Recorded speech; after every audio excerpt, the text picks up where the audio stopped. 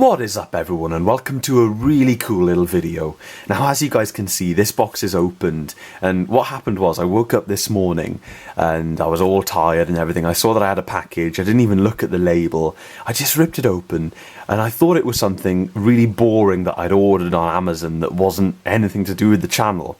But actually this is a really exciting package that I've been waiting for a little while, because it's all the way from the US. It's from Adam in Chicago, so a big thank you to my buddy Adam for sending this over to me. Awesome guy. So I haven't looked in this box in great detail. I just literally moved the newspaper and thought, Amazon don't normally package with paper like this, and looked inside and I instantly knew that it was from Adam. So first up guys, we have a note, and let's take a little look at this note. This video is going to be full of N64 goodness. First thing, Adam, thank you so much for printing this out in large print, buddy. My eyes are terrible, but this is very easy to read. So it says, "Dear Tom, I hope you and your family are well.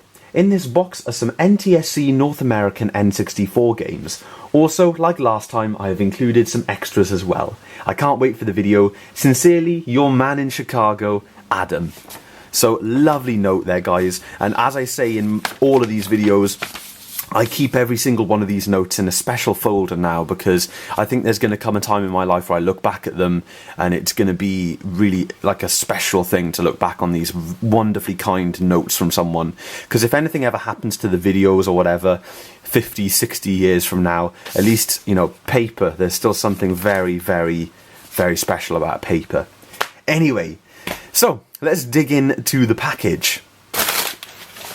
Here we have something that I have never had before, and that is some NTSC North American games. As you guys know, a little while ago I unboxed an NTSC-J orange Pikachu Japanese console, and I said that I was interested in playing some Japanese games, but mainly I was interested in playing North American games. But I got a Japanese console because I loved the design. So you have to do a slight modification to your Japanese N64 in order to play North American games. Something that I haven't done yet, and something that I won't be doing this side of the move because my N64 is now packed away, ready for moving. But rest assured that you'll see that afterwards. I do also have another cool little something to share with you guys at the end of the video, talking about modding actually. It's just popped into my head. But yeah, first let's dig into the box. So we've got some N64 carts. Let's take a look at these cartridges first. So first up we have Mission Impossible. Of course, NTSC cart. Let me grab Mission Impossible PAL to show you guys the differences. So I couldn't find my copy of Mission Impossible. Everything's a little bit upside down here at the moment. So I just grabbed any random PAL cartridge that I had to show you guys the difference. There's not that much difference to the front. They look, you know, both pretty much exactly the same.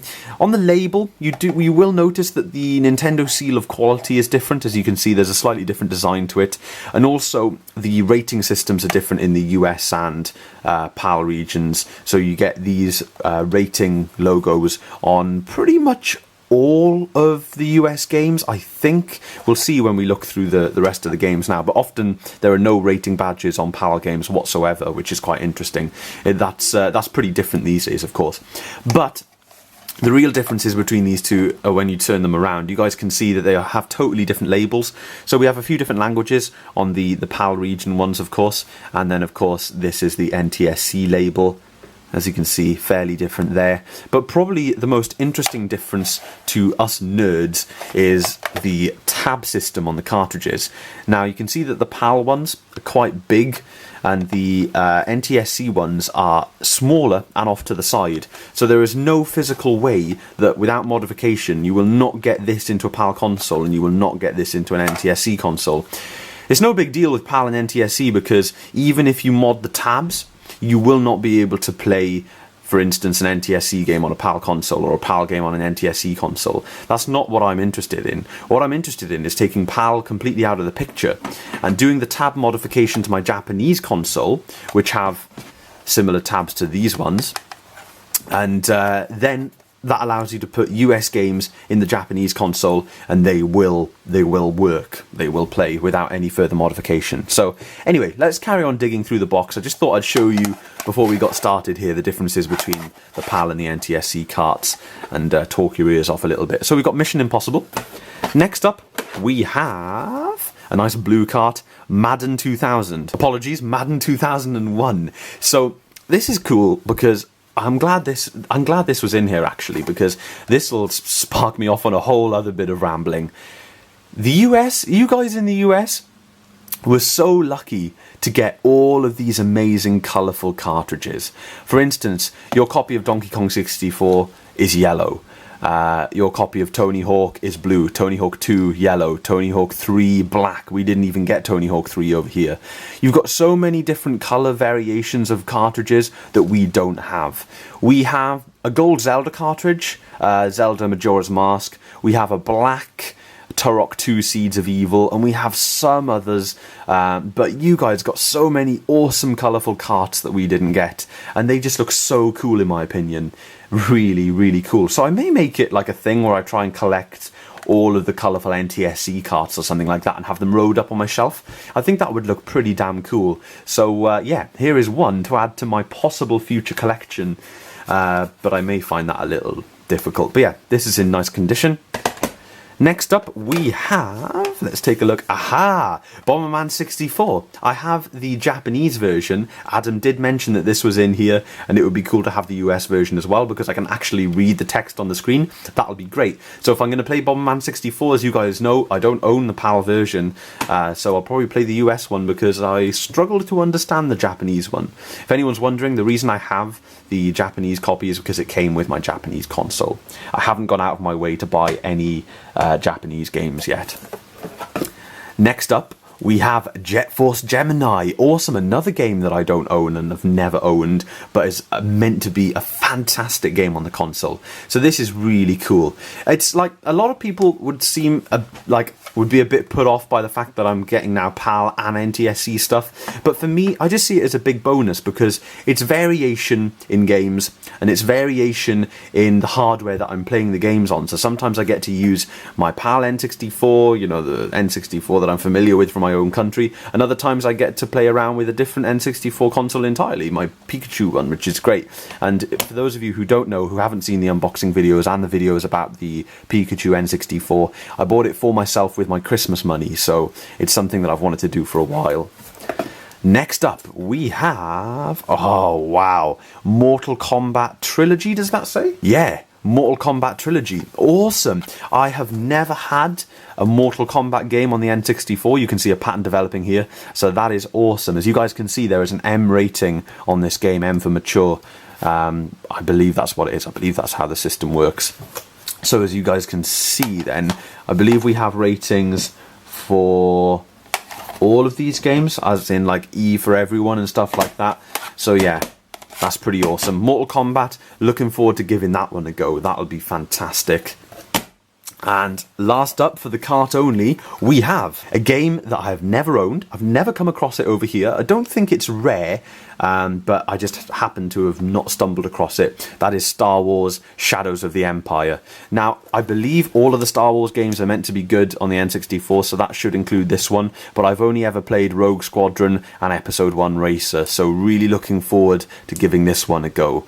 Awesome, awesome stuff. So that's a nice stack of, let's have a little look, 6 N64 NTSC cartridges to take a look at. Absolutely wonderful stuff. So there's the first part. Really nice. Now, as you guys can see, we have some form of manual poking up here. And yes, this is an N64 manual for a console, as you guys can see. Check out the size of that TV, guys. Check that out. Oh, wait, is that a... Oh, yeah, that is a TV. Awesome. This is obviously for an NTSC console. So, yeah, it's showing you the AV cable in the book. We got over here RF as standard. It's also showing you... Yeah, it'll show you RF as well. You can see it there. Fantastic, guys. This is awesome. Really, really cool to have something to add to the collection. Nice little bonus there. So coming over, you guys can see we've got some boxed games included as well. And I will bring over a boxed PAL game for comparison after we take a look at what we've got here. Because I know someone commented on one of my videos about the look of boxed PAL games. So here we have World Driver Championship, a game that I haven't heard of. There is a lot of races on the N64, but let's take a look at this one. Have a little look in here. As you guys can see, we have the cartridge included, which looks really great. We have the manual, very nice, in colour. We have the other bits of documentation. This looks like a little bit of a poster. Yes, indeed, that is a poster. It's nice to get all the original paperwork with your games. That's pretty cool, guys. Oh, it's a big advert. Win $2,500. Fantastic. So there's that. It's got a little send away form on the back. Doubtful that would work from my country, and especially because it's probably about 15-20 years later. And I believe that's just an insert. Oh look, we do have one of these that comes with every N64 game. And what's this? More documentation, all the original documentation, guys. Fantastic. So I've just swapped out my camera battery to ensure that we have enough juice to get us through this rather detailed unboxing that I'm doing here. But as you can see, this game has one of those built-in box inserts, which is cool. So I'm going to pop all this back in. Looking forward to trying this. I do like racers. I'm a fan of racers on the N64. I like the Cruising series, although the only one that I own at the moment is Cruising USA. I would love to get Cruising World, and I would love even more to find a copy of Cruising Exotica in this country. But I believe that was an NTSC only release, as far as I'm aware. So this is in generally nice condition. You know, not outstanding condition, but it's nice that it comes with all of that documentation. And once you get this inside a box protector, it will look great. And these are the same physical size as PAL games, so that's good because my box protectors will work. Next up in the box, we have what look to be some posters here, folks. So let's take a little look at what we've got. Oh wow, we have a Super Mario 64 manual, which is awesome. Really, really, really cool. I'm not sure if this is the same manual as we got over here. Possibly not. Nintendo of America. This is an awesome inclusion, guys. I've never ever read the manual for Super Mario 64, so I'm definitely going to look through this just for nostalgic reasons. I mean, you know, the fact that this was one of the first 3D games that pretty much most people played, you know, 3D game with precision analog control, means that the way they had to spell it all out, things that we just take for granted today, but the way they had to spell out how to physically use the analog stick is so fascinating. So as you guys can see, there's little arrows around Mario, arrows around the analog stick to show you how to make Mario do different things. That's going to be a really interesting read, and I'm very glad I've got that. So that's a lovely inclusion. Next up, we have what looks to be a manual for a Super Nintendo cleaning kit, which is interesting. I don't know if we got these in this country. We may have, but it looks to be like a cartridge that cleans your cartridge slot, similar to a VHS cleaning tape or cassette tape cleaning tape, which is fascinating, guys. Fascinating. I'm going to have to look into that and see what that's all about, because yeah, that does look fascinating. Next up, we have a Super Nintendo poster. Nintendo Power poster.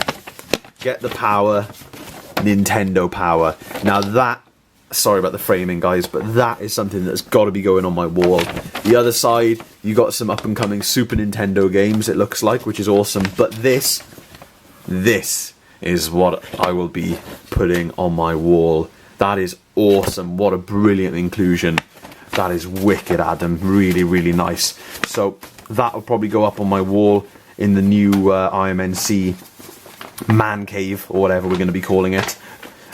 People are struggling to come up with good names for that one, but I have had a couple of good suggestions. But having said that, it's not going to have a wall. Yeah, I will put that up in the IMNC man cave, or whatever it's going to be called. Awesome poster right there, folks. Okay, next up, let's move along. We have F1 World Grand Prix, a very common game over here, but this is boxed, and it is in very, very nice condition. This box feels really nice, folks. So let's open her up and take a look inside. I've opened her up the wrong way. This also does have one of those built-in box protectors. Really nice to get some more boxed games, guys. Aha, there is the game. Ah, oh, it was the right way. Yeah, there it is. The game comes out that way. F1 World Grand Prix. Slightly different label to what we get over there. And of course it's what we get over here, sorry. And of course it's got one of those giant E rating stickers on it that we don't have. It's a different bit of a label design for the NTSC copy there. But nevertheless, there is the game. It is still there.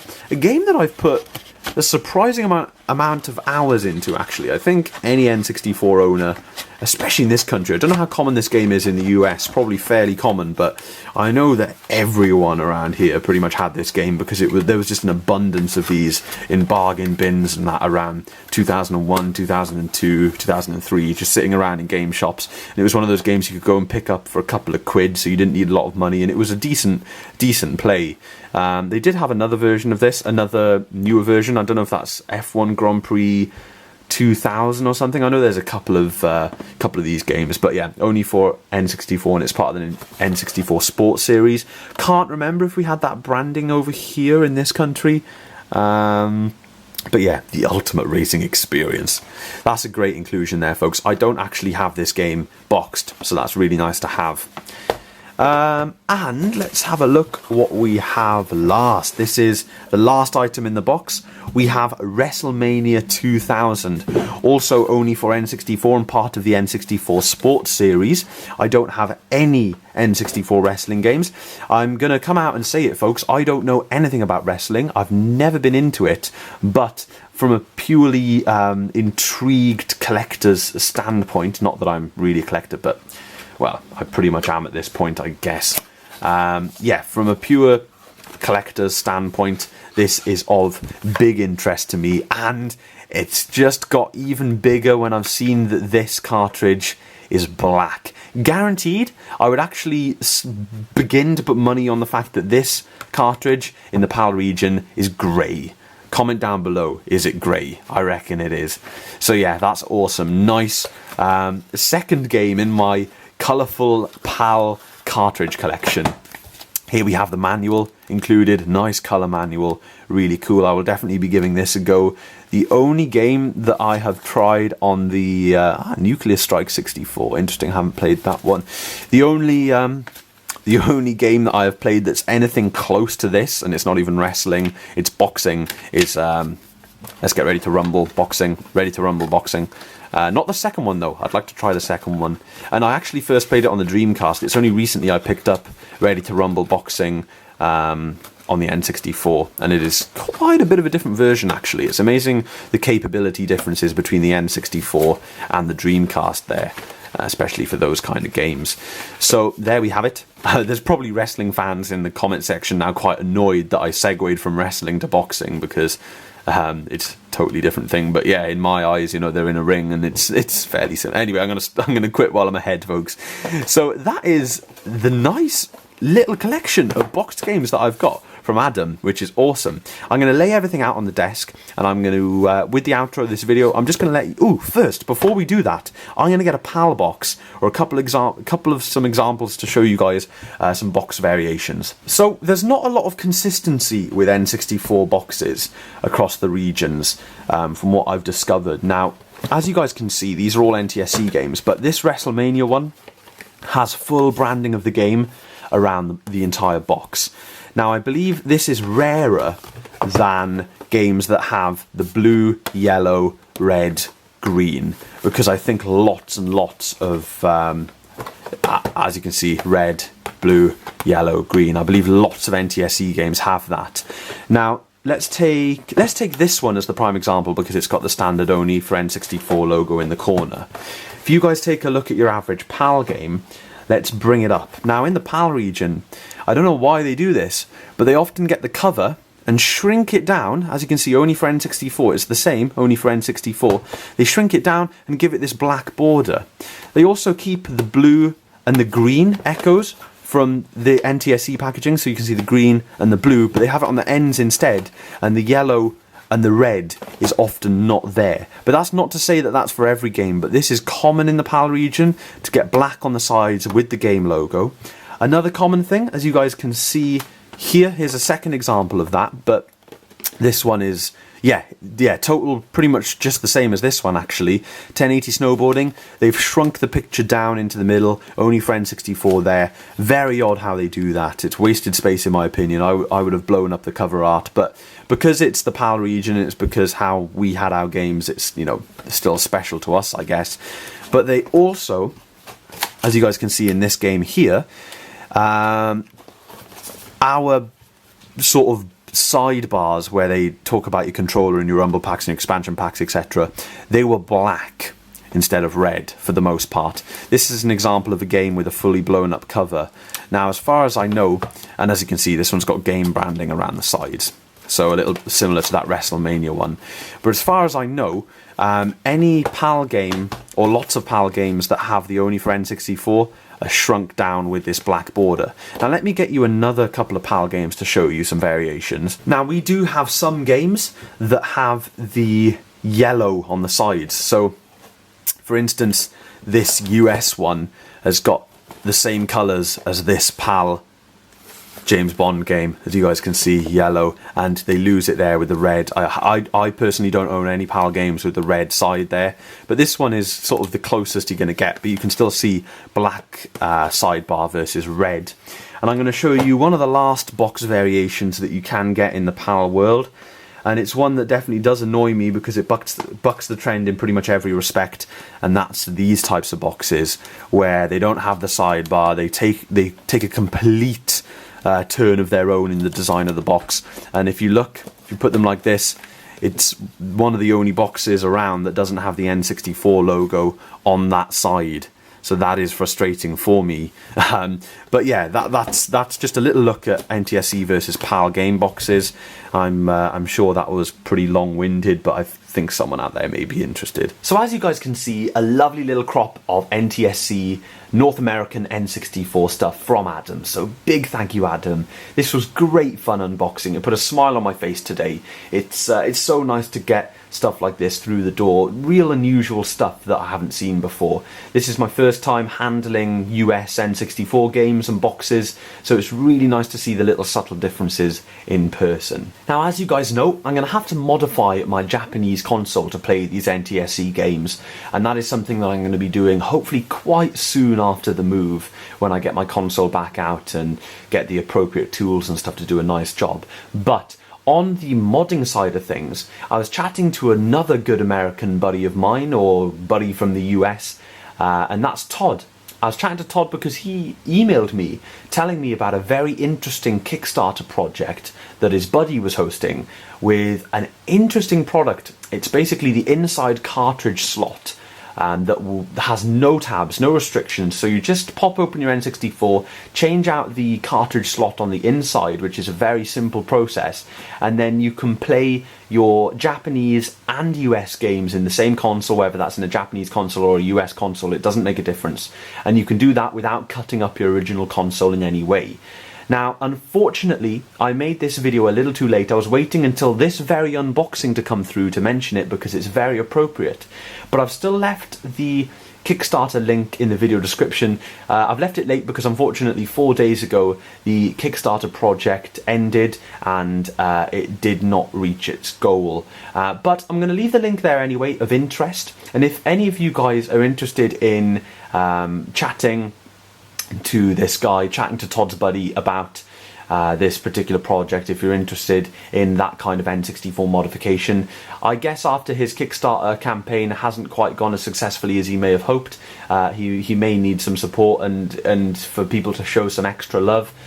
So take a look at that, and if it's something up your street, it's worth contacting him and seeing what his future plans are. Personally, I'm quite happy with cutting up my console, and also I have the Pikachu edition, so I believe the inside of my console is yellow as well, and I think that I can do a neat job of cutting out those tabs, and it doesn't bother me too much. But if these interchangeable internal cartridge slots were to become available on the market, I think that's a fantastic solution for people.